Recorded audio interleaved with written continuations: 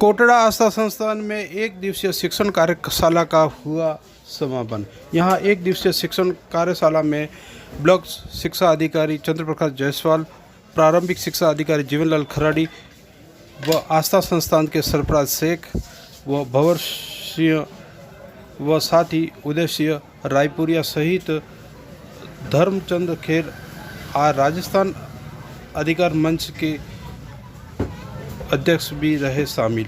यहाँ कार्यकर्ताओं ने शिक्षा को लेकर की चर्चा।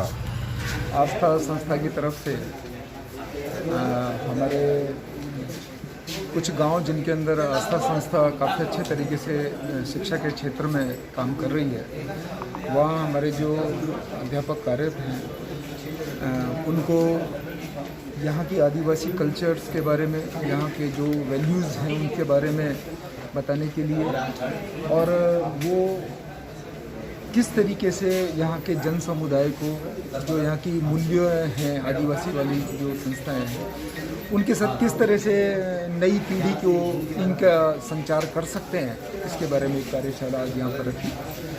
और यहाँ पर संभागी के रूप में हमारे स्कूलों के जो है अध्यापक यहाँ उपस्थित हुए।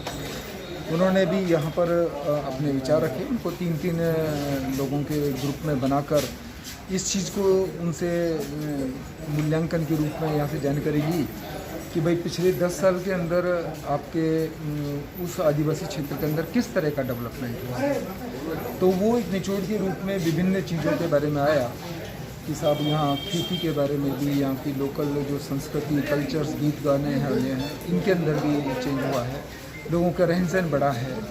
और इसके अलावा पशुपालन के ऊपर जैसे उसमें कुछ कमियां लोगों ने बताई, तो उसके अंदर भी उन्होंने चिंता जाहिर की। और जो आदिवासी के जो पुराने टाइम में जो किसी भी आयोजन के अंदर खर्चा वर्चा कम होता था, वो आजकल जैसे बढ़ता जा रहा है, उसके ऊपर भी लोगों ने चिंता जाहिर की। बच्चों के जो कई ऐसा स्थिति है कि जहाँ पर लिटरेसी रेट अभी भी कम है बच्चों को, कई बार स्कूलों में अभी भी बहुत सारे स्कूलों में बच्चे जो है वहाँ पर अभी पूरी तरह से रेगुलर नहीं आते हैं। तो उनके बारे में भी उन बच्चों के पेरेंट्स को ये बताने की कोशिश की जाएगी जब भी SMC वगैरह की बैठक के अंतर्गत कि आप बच्चों को ज़रूर आप भेजिए, क्योंकि सरकार ने भी यहाँ पर बच्चों को पढ़ाने के लिए भरपूर संख्या के अंदर स्कूलें खोले हैं। हाल में ही 29 प्राथमिक विद्यालयों को उच्च प्राथमिक किया है। तो सरकार अपनी तरफ से पूरे प्रयास कर रही है, परंतु फिर भी यहाँ पर अभी बहुत कुछ किया जाना बाकी है। तो मैं उम्मीद करता हूँ कि आस्था संस्था की तरफ से जो ये पहल स्टार्ट की गई है अच्छा है, क्योंकि यहाँ पर जब भी हम सब लोग मिल बैठ के काम करते हैं तो कोटड़ा के लिए एक अच्छा कार्य निकल कर आएगा, ऐसा मेरा मानना। आदिवासी संस्कृति, परंपरा और शिक्षा को लेकर एक कार्यशाला का आयोजन किया गया, एक दिवसीय, जिसमें आसपास के इलाकों के और जंगल के अंदर जो खास तौर से स्कूल हैं, उमरिया, बेड़ागर जो पंचायतें हैं, उनके अध्यापक शामिल हुए। और इसमें मुख्य रूप से ये बातचीत की कि पिछले 10 साल में क्या सकारात्मक बदलाव हुए हैं इस इलाके में, या 10 साल में कुछ ऐसे बदलाव हुए हैं जो हम कह सकते हैं कि ये नुकसानदायक रहे या नकारात्मक रहे। उसमें सभी अध्यापकों ने अपने बातें रखी और शिक्षा अधिकारी भी इसमें शामिल हुए। तो इस कार्यशाला का एक मकसद ये था कि स्कूल की व्यवस्था में जो है आदिवासी संस्कृति का समावेश कैसे हो, आदिवासी परंपराओं का समावेश कैसे हो, और उसमें वो परंपरा जो हमें प्रोडक्शन देती है, सुरक्षा देती है और आगे ले जाती है। तो आदिवासी अपने भविष्य के बारे में इस पर सोच सके, तो इस उद्देश्य से ये कार्यशाला रही। तो जो अध्यापकों ने बताया कि इस इलाके में जैसे कुछ चीज़ें ऐसी हुई हैं जो सकारात्मक हैं, जैसे शिक्षा में लड़कियों का काफ़ी भागीदारी बढ़ी है। लड़कियां पहले स्कूलों में 2, 3, 4, 5 से ज़्यादा नहीं रहती थी, लेकिन अब तो स्कूलों में लड़कियों की संख्या बढ़ गई है और लड़कों की के बजाय लड़कियों की संख्या ज़्यादा हुई, तो अच्छी पॉजिटिव बात है। लेकिन समस्या है कि भाई टीचर्स नहीं है, वो एक समस्या है, वो भी बात सामने आई। दूसरी बात है कि शिक्षा में गुणात्मकता होनी चाहिए, वो एक बात सामने आई। और ये कोरोना के समय में भी जो है बच्चों को बहुत नुकसान हुआ और ऑनलाइन जो है बच्चे पढ़ाई नहीं कर पा रहे हैं। तो आगे इसके बारे में जल्दी शायद सरकार निर्णय लेगी कि बच्चों का जो है स्कूल वापस नियमित शुरू करें, जो 8वीं तक का, खास तौर से 5वीं से 8वीं तक का इलाके में पहले कभी बीटी कॉटन नहीं था, लेकिन गुजरात में जब लोग मजदूरी करने जाते हैं तो बीटी कॉटन खास तौर से इस तरह से आया कि कैच क्रॉप के रूप में आया। लेकिन इसके ऊपर जो पेस्टिसाइड का उपयोग करें तो सभी अध्यापकों ने बताया कि बहुत नुकसानदायक है। इसके अंदर जो खेती को ख़राब करने वाली स्थिति भी है, लोगों के स्वास्थ्य के लिए भी नुकसान है। लेकिन क्या है कि लोग कैश के कारण जो है वो बीटी कॉटन एडॉप्ट कर रहे हैं और जितना श्रम लगता है, जितना उस पर काम करना पड़ता है, वो एक साथ लगता है कि मुझे पैसा आया, लेकिन उसका हिसाब लगाते हैं तब जाके उसका नुकसान ही दिखता है। लेकिन ये एक नकारात्मक इलाके में आसपास के कुछ गाँव में सुपोषण वाटिका और सब्जी उगाने की एक नई तरीका आया है, वो पॉजिटिव है और इसको बढ़ावा देने की आवश्यकता है ताकि लोगों को जैविक सब्जी उपलब्ध हो सके और जैविक खेती का भी महत्व लोग समझ सकते हैं। तो एक चीज़ ये है जिसको प्रमोशन करने की ज़रूरत है। तो दूसरी कुछ परंपराओं की बातें बताई। कुछ लोग बता रहे हैं कि पहले ये जो लुटारा होता था, बैर लेने की परंपरा थी, उसमें थोड़ी कमी आई है, लेकिन उसका जो राशि है कुछ जगह जब इसका नेगोशिएट हो जाता है राशि ज़्यादा लेते हैं, लेकिन पहले जितना मारकूट होता था वो थोड़ा कम हुआ है। तो जो सकारात्मक बदलाव और नकारात्मक बदलाव पे दोनों पे बातचीत हुई।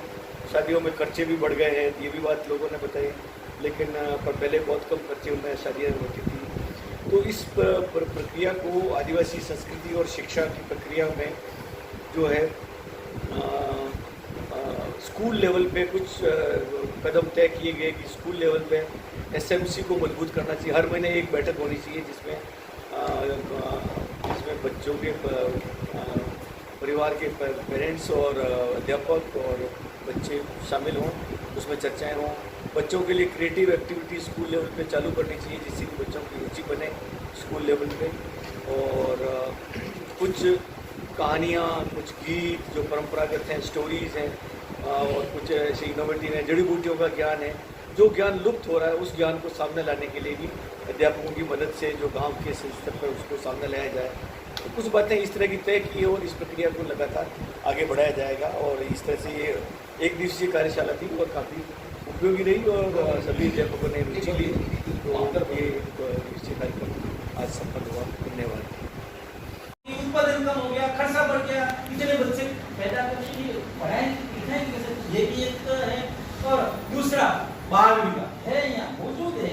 जब अंग्रेज या महाराजाओं से पहले या जब शासन थे तब तो नहीं था ये आदिवासियों में बाल विवाह, लेकिन दूसरे समुदाय के अनुसरणों में यहाँ भी बाल विवाह है। 12, 13, 15 साल में बच्चे शादी हो जाती है और उसका और 20 साल 22 साल में तो बच्चे पैदा हो जाते हैं कुपोषित। तो ये जो इशू है तो कुपोषित वाला इशू है। तो इन चीज़ों को इस पूरी सीरीज में धीरे धीरे अच्छी बातें जो आदिवासी समाज की है, जो देश दुनिया दूसरी समाज या विकास की दौर में मदद होती है, उसको अपन कैसे आगे ले जाए, ये एक प्रयास था साथियों। कि ये मैं भी जानता हूँ बहुत बड़ी चीज है जो हम लोग एक प्रयास है। जैसे एक जंगल में बहुत बड़ी आग लगी थी, बड़ी बड़ी घटनाएं चल रही थी और उसमें इधर उधर जानवर दौड़ रहे थे, पक्षी दौड़ रहे थे। सीढ़ियाँ एक तो समुद्र से छोटी सी सोच में पानी लगी डाल ये काम वो कर रहे थे। दूसरे सब देखे बेवकूफ है यार, चला इतनी बड़ी आग जल रही है तो ये क्या कर रही है, इससे क्या होगा। उसने कहा कि वो ये मैं भी समझती हूँ मेरे इस प्रयास से कुछ होना नहीं है, लेकिन जब इतिहास लिखा जाएगा तो आपका नाम आएगा आग जलाने वालों में, मेरा नाम आएगा जलाने वालों में। तो ये जो है आदिवासी संस्कृति ये लिखने की ओर हम बढ़ रहे हैं, सारी चीज़ों को लिखने का प्रयास कर रहे हैं। जैसे खेती के सिस्टम, गीतों के सिस्टम या भाषा बोली के जो भी शब्द उसका, लेकिन ये बड़ा काम है। एक ये प्रयास है, जिस दिन ये इतिहास इसका लिखा जाएगा तो आप सबका नाम इसमें रहेगा। ये प्रथम प्रयास वाला ये बात थी। और आज का चर्चा का यही अपन रोकते हैं, कहीं और भी साथ को भी जाना है। आप सब भी गीता में सुन के आए और आप सबने समय निकाल के इस